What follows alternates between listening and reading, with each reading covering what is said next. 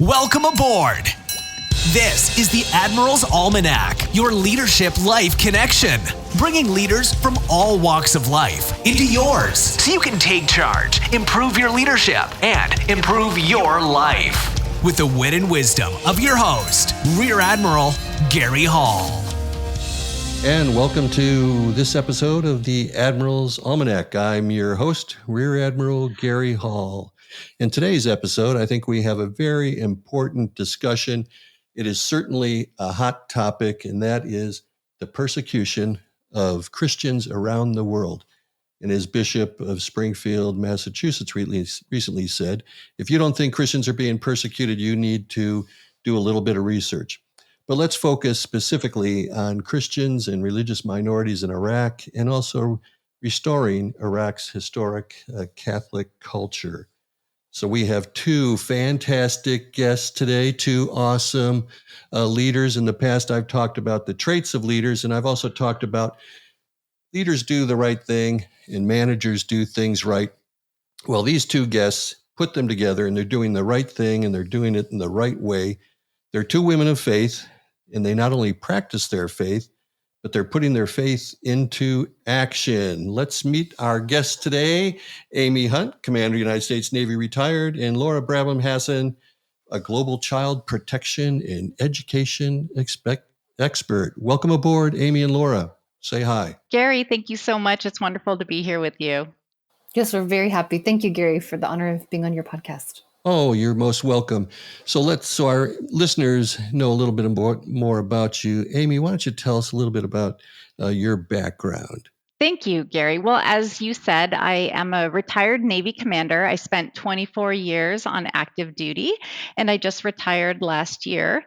At that time, I went to work for the Chesterton Schools Network as the Vice President of Formation. So essentially, I'm in charge of the academic programs for our network, and we are a network of 28 schools and growing. We are Catholic classical high schools, and we're all around the United States. We have 2 locations in Canada, and we are also opening a location in Erbil, Iraq, which we'll talk about later. Oh, absolutely. So the Chesterton School Network started about 11 or 12 years ago. Is that correct? Well, the first Chesterton Academy opened in Twin Cities, in Minneapolis, and at that time. And so that was with Dale Ahlquist, who many know from EWTN and his show on GK Chesterton, and after which our schools are named. And the network itself grew out of just other interested families and communities that wanted a Chesterton Academy in their community. And so they would contact the Twin Cities Chesterton Academy and find out how it was started. And slowly other schools emerged. And from that, our network grew out of it as a way to support those schools. Absolutely. So I want to ask one more question. When we talk about a traditional education, what distinguishes the Chesterton School Academy networks from regular high school? That's a great question, and I could talk at length about classical education, but essentially classical education, as we are delivering it, it's an education that focuses on the liberal arts and the great books and on developing critical thinking. We do this through Socratic seminars, which instead of just a lecture-based format, it's a lot of dialogue with the teacher leading the discussion, but really just facilitating the discussion. And so with this education, we're able to develop our students in a very joyful environment, and it's very faithful to the magisterium, so they're also getting a good theological education. But it's a really wonderful way for young people to learn, and older people too. I was drawn to it just because I was interested in classical works myself and wanted to learn more. Awesome. It sounds like a fantastic method of education. As I always say, we like to teach people how to think, not what to think. Exactly. And so I'm going to come back and ask you a couple more questions about your career. But first, let's not ignore Laura. Laura, tell us a little bit about yourself. Well, Gary, thanks again for having us. My name is Laura Brayman Hassan. I'm the Director of International Programs for the Chesterton Schools Network. I'm also a global child protection and education expert. I've worked with the U.S. government and international development agencies from the Middle East to South Asia to Africa on a whole range of child protection issues. And it's really my pleasure and my honor to be supporting the Chesterton Schools Network and their efforts to bring classical education not only to the U.S. and Canada and Europe, but now to the fragile context of Iraq and its Catholic community there. Oh, fantastic. Now, I want to let our listeners know how the three of us came together. And it was back in 2013. All three of us were parishioners at St. Peter's Catholic Church on Capitol Hill, and under the instruction of Father Byrne, now Bishop Byrne of Springfield, Massachusetts. And at that time, Father Byrne wanted to establish a small group ministry, and he asked the three of us to start it, a ministry in Capitol Hill, and it was a great experience. And now Laura is involved with child protection, but that's also what I do with the Catholic Church. I've done it with the Archdiocese of the Military Service, protecting our young children and young adults of veterans, and also served on the National Review Board for the Protection of Children for the U.S. Conference of Catholic Bishops. But not only that, I think, Laura, you were in Iraq in 2017 while I was on the National Security Council at the White House. And one of the things I learned about, and maybe you guys can talk a little bit more about it, is one of my portfolios was international religious freedom, and I was concerned about issues in Iraq, specifically because of the Yazidi population that had been subject to genocide and Christians. And so in the Nineveh Plain in Iraq, at one point we had 2.5 million Christians. And then when ISIS got involved and drove them out, tell us a little bit more. We're down to about either 80,000 or to 150,000. Do you want to speak to the seriousness of Christian persecution in Iraq, and specifically on the Nineveh Plain?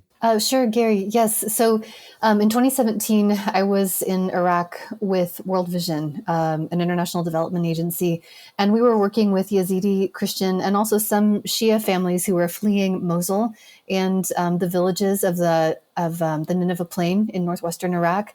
And the Christians were particularly brutally targeted by ISIS because of their faith. Their villages some of them were totally destroyed. Many of the Christians ended up in Erbil, which is the capital of the Kurdish Republic of Iraq. It's about 50 miles from Mosul. And many Yazidis did as well. And so when I was there with World Vision in 2017, it was just a couple of weeks before ISIS fell. There was still, many, many thousands of people living in internally displaced persons camps along that highway from Mosul leading into Erbil. And the Christian community in particular ended up relocating to Enkawa, which is a neighborhood inside Erbil. And they chose that neighborhood because it's where Archbishop Bashar Warda of Erbil, Iraq, centered many of his ministries for Christians in that region. And so even before the international agencies got involved, Archbishop Warda and his team took personal responsibility for providing care both to the Christians and to the Yazidis who were fleeing. Absolutely. Bishop Warda is an amazing individual. At that time, also, the Vice President of the United States made a commitment of money to that area of the world in rescuing those people, restoring their locations to live. But this is where government minutia gets involved, and the money could not be distributed unless people were living in the houses, and these houses were bombed out, destroyed.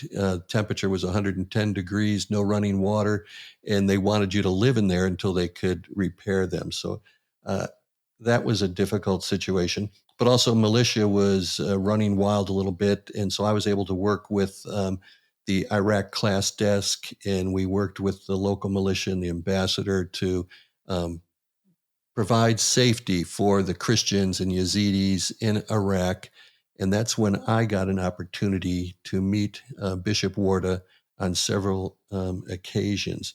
Do you want to talk about Bishop Warda? Well, I would I would love to share a few thoughts about this incredible man. So Archbishop Bashar Warda, he is with the Redemptorist community and was ordained a bishop in 2010.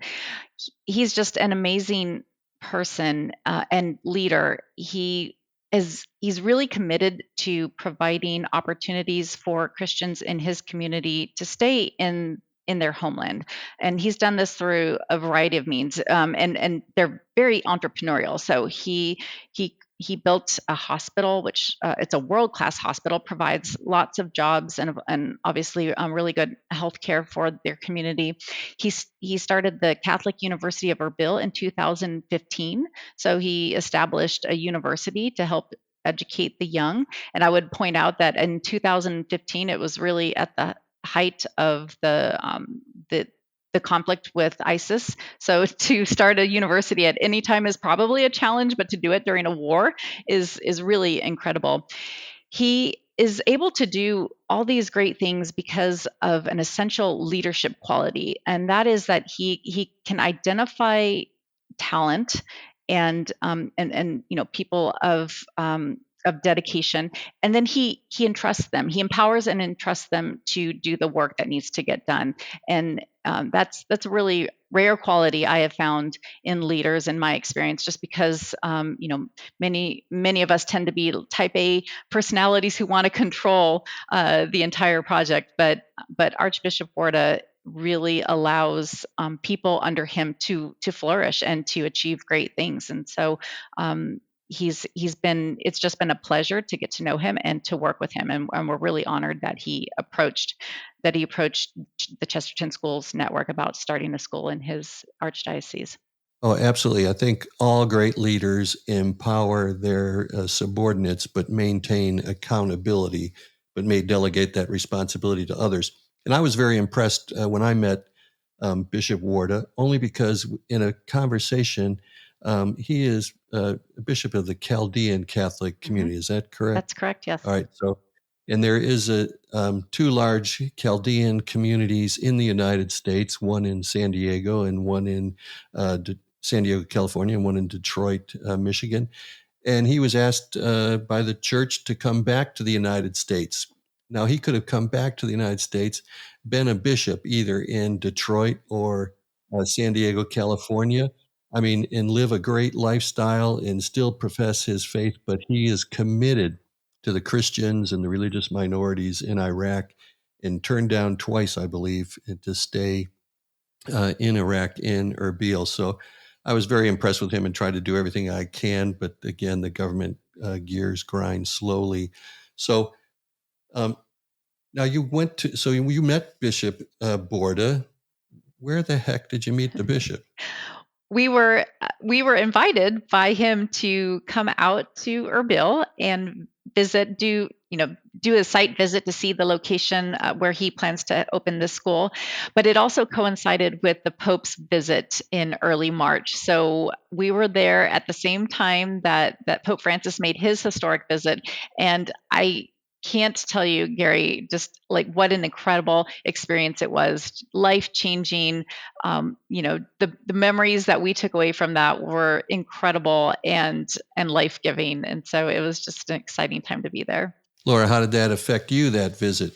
Oh, it was really exciting. The last time I'd been in Iraq, it was still in the midst of conflict and, the very, very early days of stabilization. And it was really exciting to see how much Archbishop Warda and his team had accomplished.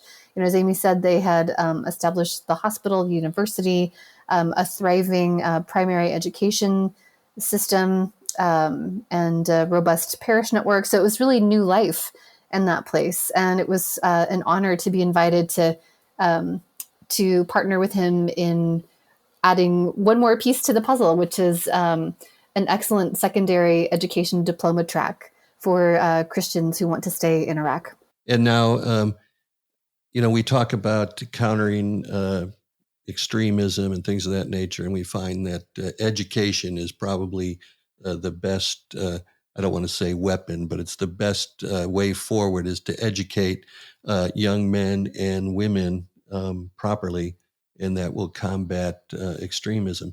So don't they already have a school in place? Yeah, so they have a really successful school called Mar Kadak that educates kindergarten through junior high. And they are ready to come on board with the Chestertonian classical education model to serve their high school students. And they think this rigorous academic plan, it spans ancient world to the modern world. It's geared for students' very deep encounter, not only with history and literature and philosophy, math and science, but also with Christ. And so in that way, it's really primed to revive Christian culture and identity in the lives of young people who are born into one of the world's oldest continuous Christian communities, and in this century also one of the most persecuted. Oh, absolutely. It's inspiring, the work that you're doing. So, Amy, you were in Iraq while wearing the uniform. What were you doing in Iraq while you were on active duty? Yes. So in 2019, I deployed to Iraq as part of an international special operations task force working under Operation Inherent Resolve. So although ISIS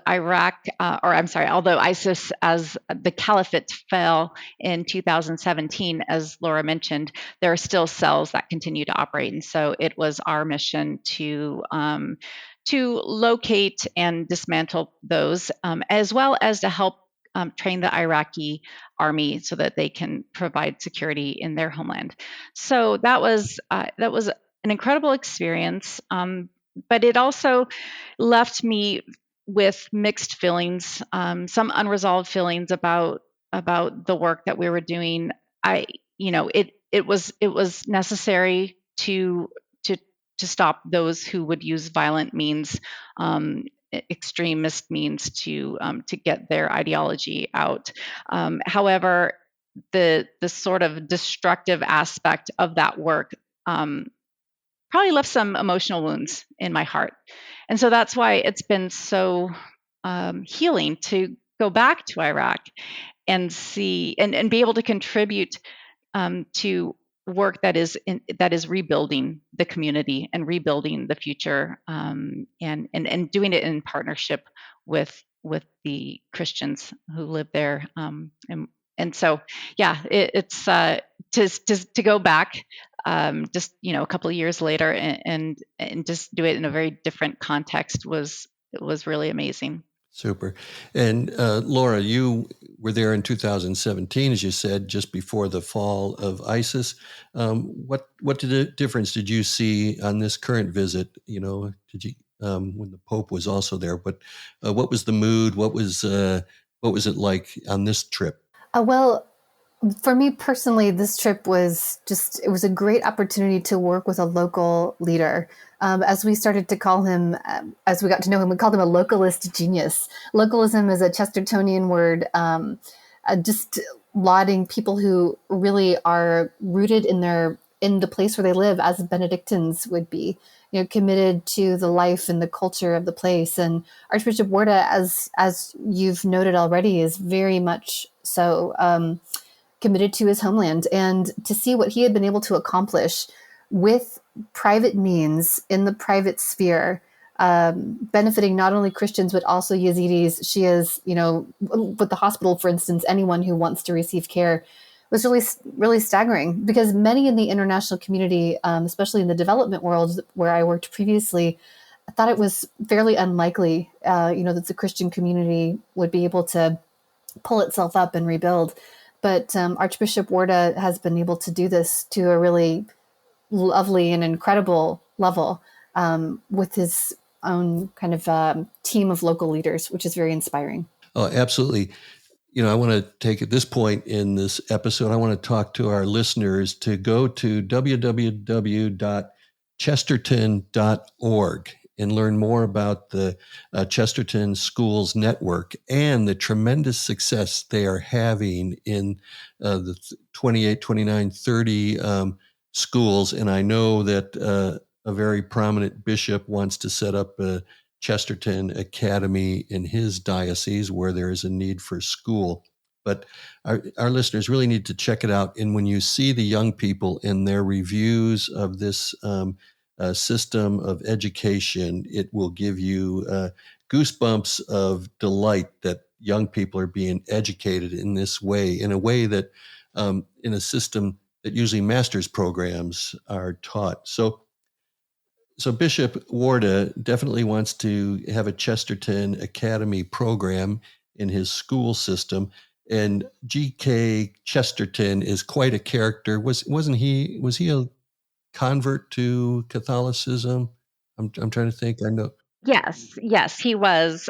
So he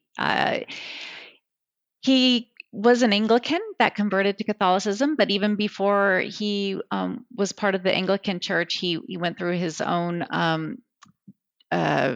internal crisis about whether he even believed in God. So he really kind of came out of an agnostic or an atheistic worldview to the Anglican Church, and eventually found his way home to the Catholic Church. Fantastic. And he's a great author. He's written about some of the great saints, and he has a wonderful, I'm reading now his piece on St. Thomas Aquinas. And so he definitely has a way with words and is inspirational. And of course, many bishops refer to his review, his teachings on the faith. I just wanted to offer one clarification in case some of our listeners are confused. So the Chesterton Schools Network is an apostolate of the Society of G.K. Chesterton.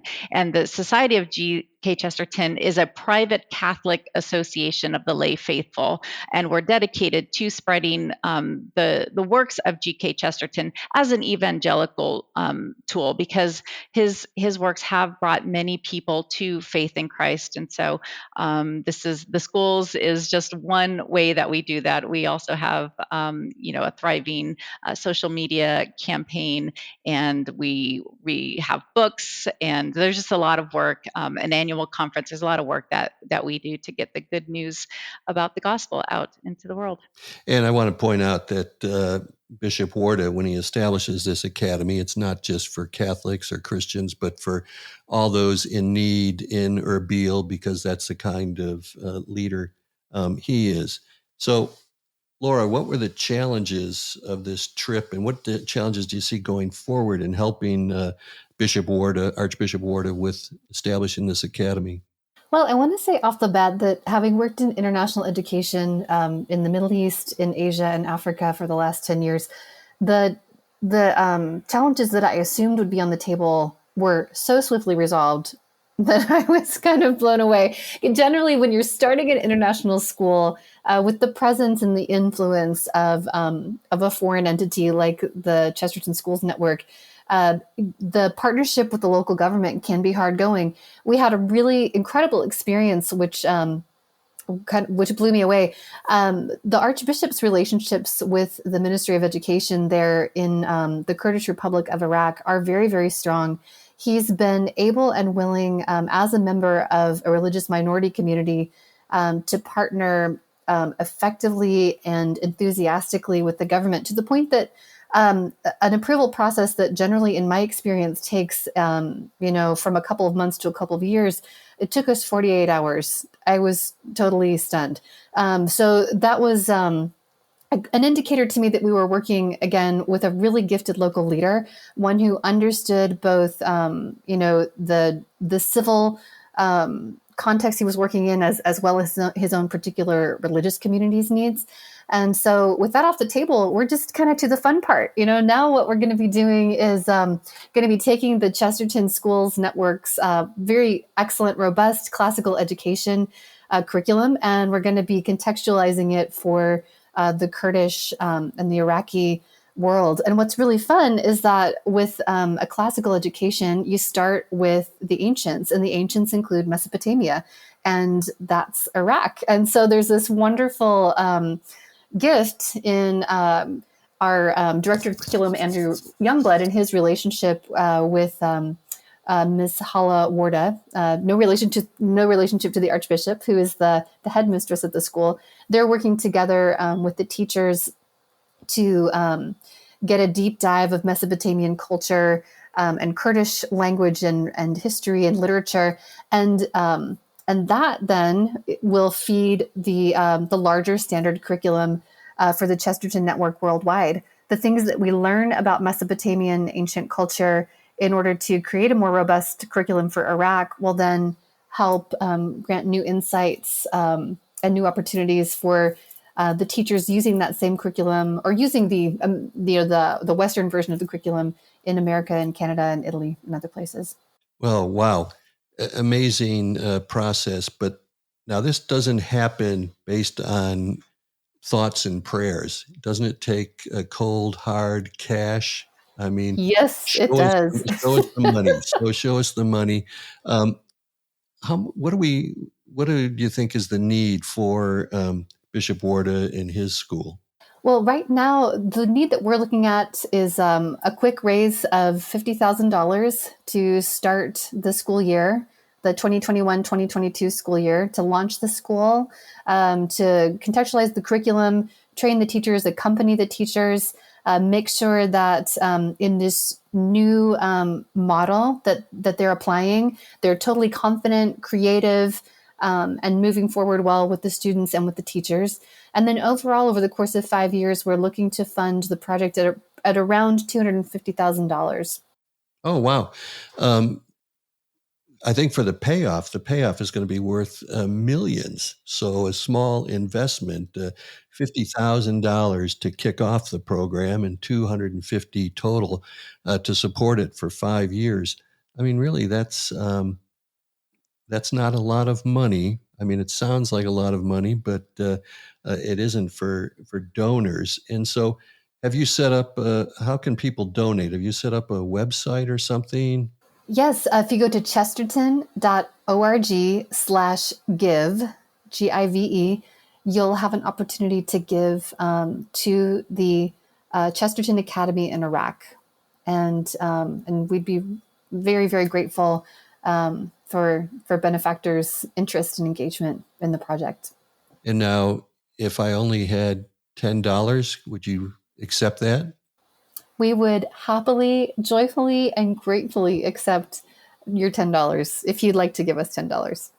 Okay, yeah, I think I'll probably contribute to this. But so that point being that even small contributors can make a difference. And now, Amy, you talked about your service in Iraq and some of the conflicting thoughts and the hurt on your heart, if you will, departing there in uniform. So, why might veterans donate to this cause to bring the Chesterton Academy curriculum to Erbil, Iraq? Great question, Gary. So we know that not all war wounds are visible, right?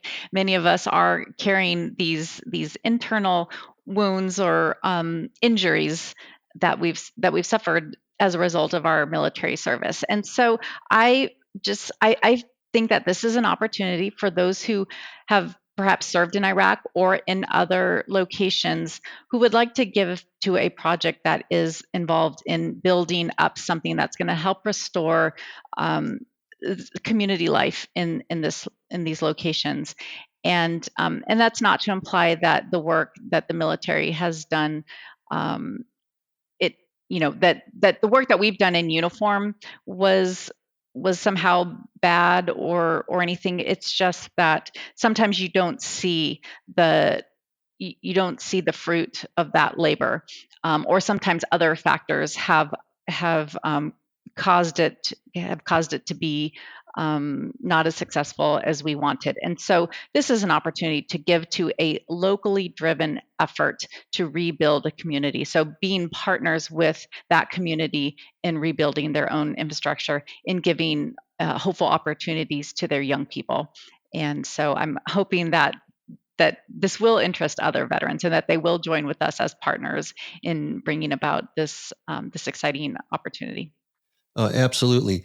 And now, as I said, $250,000 is a big number if you were to ask an individual to give it, but it's really not that in the impact that we'll have on the community in Iraq and how education will pay off in the long run. It'd be interesting to see 20 years from now what graduates from this program will be. They'll probably be leaders in their country. So I think everybody should think about giving that money. And now I think a lot of people are concerned when they give money to a cause in Iraq that money is going to disappear through capillary action.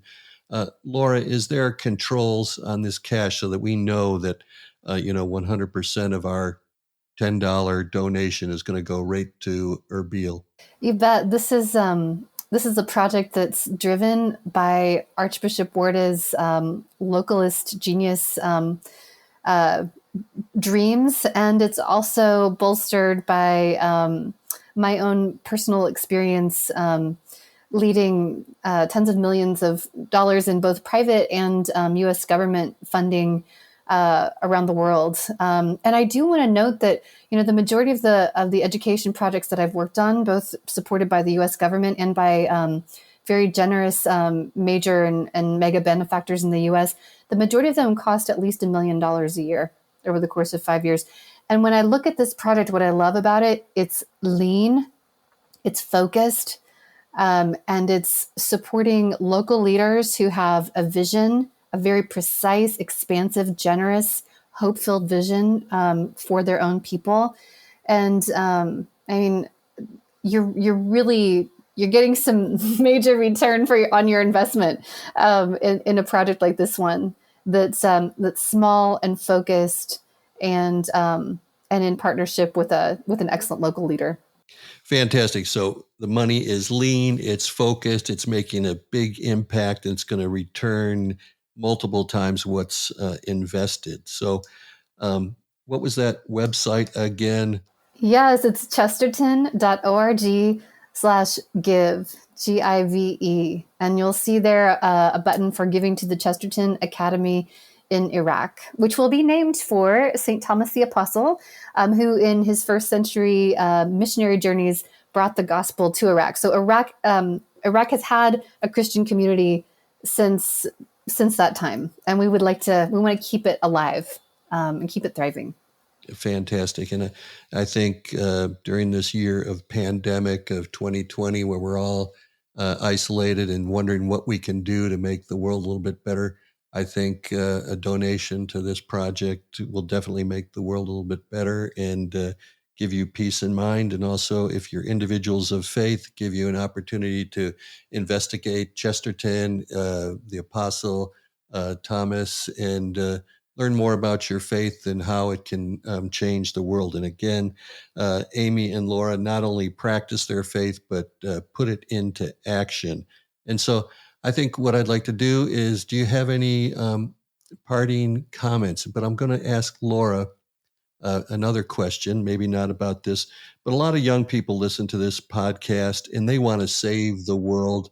How did you wind up as a young graduate operating in the international environment, making a difference? And I think there's a lot of young people out there that want to do something along the lines you've done. So tell us, how did you wind up as an international child protection and education expert? Well, it was a perhaps not completely direct road. I began as a journalist, and then through a series of serendipitous friendships, I was asked to apply those gifts of writing, analyzing, listening, interviewing in supporting a couple of grassroots human trafficking organizations in South America and Asia. And eventually, through that grassroots work, I worked with the U.S. government and moved from there to positions with a variety of larger international agencies. So it wasn't a direct route of education and application, but certainly an application of a desire to listen, to be present, to develop empathetic camaraderie with people in challenging circumstances, and to come alongside as a collaborator. And so I'm really grateful to have, made it to this point of supporting this really unique project in Iraq. Oh, fantastic. So basically, by listening and being present and being empathetic, those are good advice for almost anything, including relationships. So I think your idea is follow your faith, follow your nose. When a door opens, walk through it, and you'll be amazed at the adventure. Now, Amy, kind of the same question. As a commander in the United States Navy for 24 years, you probably got a scholarship in college for NROTC. Is that correct? I did, yes. And I actually started out in the Navy as a nurse corps officer. So I was a labor and delivery nurse for several years and eventually moved into more administrative work, education and training, and did a variety of jobs throughout my career. But the interest in classical education started while I was at the Naval War College and got to read some of the classic works by Plato and Aristotle and so forth. And that all that led me through a very twisting path to the Chesterton Schools Network. Fantastic. So there you have it, two young women making a difference in the world today by education, by being thoughtful, by being present, and by living their faith. Is there anything that you'd like to say to conclude this episode, Laura? Well, thank you so much, Gary. It's been a pleasure to be with you, and we're really honored to have a chance to connect with your listenership, especially U.S. military veterans who may be inclined to be happy to hear some good news about Iraq, and hopefully might want to be a part of it. So thanks so much for having us. Oh, you're most welcome. And that giving page is open now, right? So we can give today. So, Amy, your last thoughts, your concluding thoughts. Oh, thank you, Gary. It's always a pleasure to speak with you, and it's been fun getting to reconnect with you, and also to be a part of your podcast. I would like to tell your listeners that as we desire to impact the world and change the world for the better, as you mentioned. Most of us aren't in a position to impact large populations, but we can make a great impact locally. And so that is what we focus on in the Society of G.K. Chesterton, is making that local impact. And we really believe that through all of those communities doing good work, we will change the world. Oh, wow. Awesome. Yes, so small changes can make big changes in the world. Again, that is www.chesterton.org/give. And so I ask all my listeners, think about that. Large or small, any donation will make a difference to the Christians and religious minorities in Iraq who've been through a heck of a lot. And the leadership of Archbishop Warda is making a difference locally and globally. So thank you for listening. Until we meet again, I say improve your leadership, improve your life, as these young women have done. Before I sign off, one update. First, thank you for listening to this episode. Amy Hunt and Laura Bramham Hassan are living and practicing their faith and making a difference in this crazy world. As an update, if you wish to support the Chesterton Academy in Iraq, the current donation page is www.chesterton.org/give to Iraq. Your donation is tax deductible and will go directly to supporting the traditional education of Christians and religious minorities in Erbil, Iraq. A grateful thank you to those who have already donated. Until our next episode, please subscribe to the Admiral's Almanac wherever you get your podcast. And in the meantime, here's wishing you a happy voyage home.